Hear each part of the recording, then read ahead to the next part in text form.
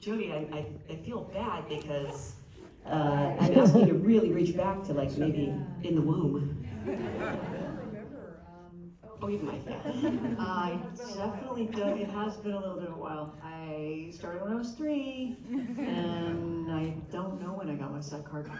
Probably right around 5.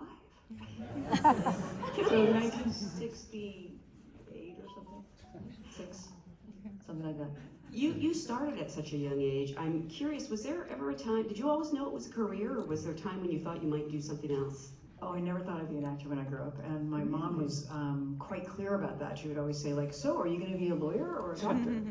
And I think at the time, the wisdom was that child actors never grow up to be real actors, and that it's a difficult path, and that you want to get them used to the disappointment that they won't have a career as they go on. So she would always say that my career would be over by the time I was 18. So when I went to college, I just expected that would be it. That would be the end of everything, and then I'd have to figure everything out. And then she told me that I would never work after 40. So somewhere before 40, I started getting very, very nervous again, and then, whenever here I am, still here.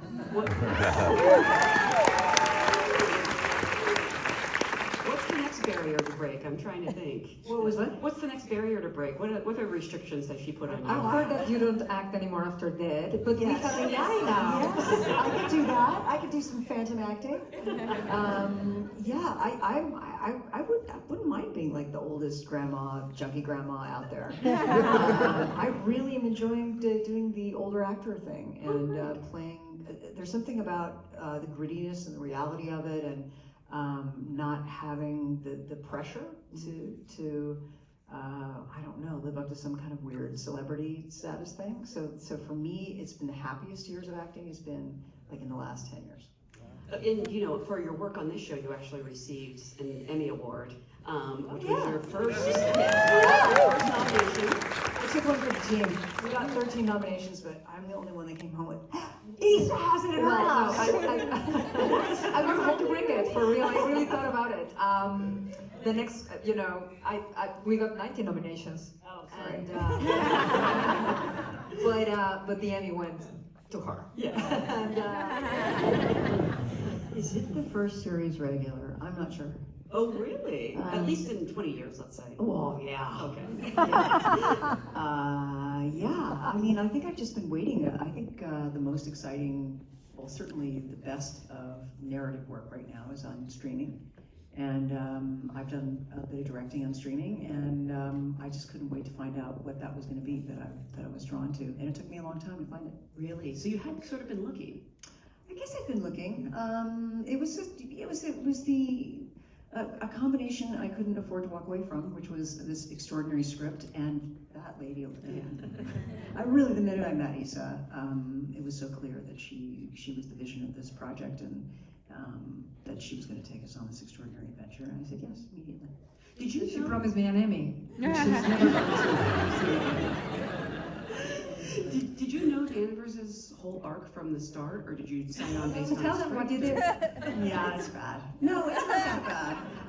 No, I mean, I loved the script, and we had interesting conversations. My first caveat was that it was very important for me for the story to be told with Kaylee's character as the central character, and then to reimagine everything around that.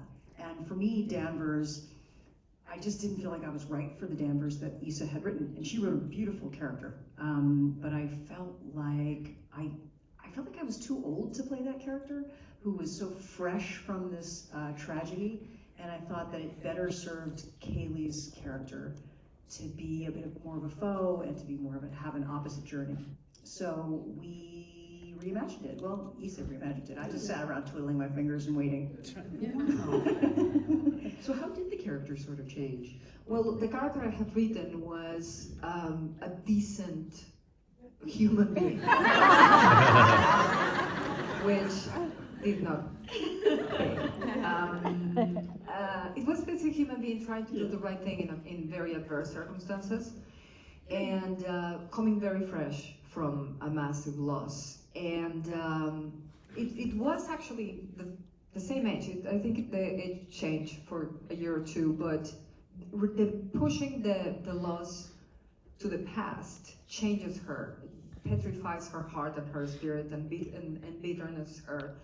Though Jody was very clear, this woman should have started as an asshole before the tragedy. So, when she said this, you hear so many times that sometimes the notes from actors can be difficult.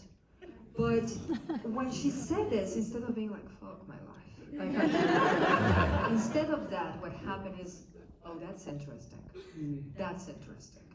So I went back and I looked at it, and it would make everything better and more fun.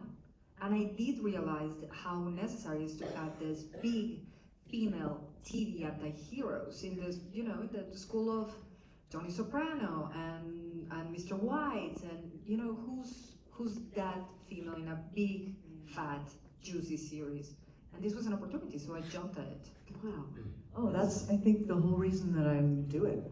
I am somebody who always wants to learn new things. And there are some characters, people ask me what research I did for The Accused, and I was 24 or whatever, I just went out dancing a lot. That was pretty much what I did for that one. And then something like, Silence of the Lambs or Contact, obviously there's a lot of research that goes into it. You use what you need, you find what you need, and you don't bring in, at least in my case, I don't bring in extraneous busy work.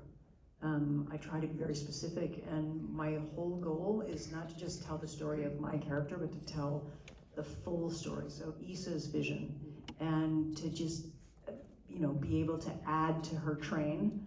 And in order to do that, I have to understand the whole story and to figure out which part I play, which drum part I play, so that I'm not just always playing a solo. And in this case, the most important thing was that the native story be the central story, and that we're here to serve that. So for my part, it really was about, allowing the audience to, in some ways, like, I got to be the racist asshole. Yeah. That lives in all of us, that sort of implicit bias that lives in all of us. And why is she so threatened by her daughter learning about her heritage? Because she believes that it will hurt her, and she worries about her, and that somehow her being in contact with her community means that she's in danger. And yeah, that's a jerky thing, but I have to find the humanity in that.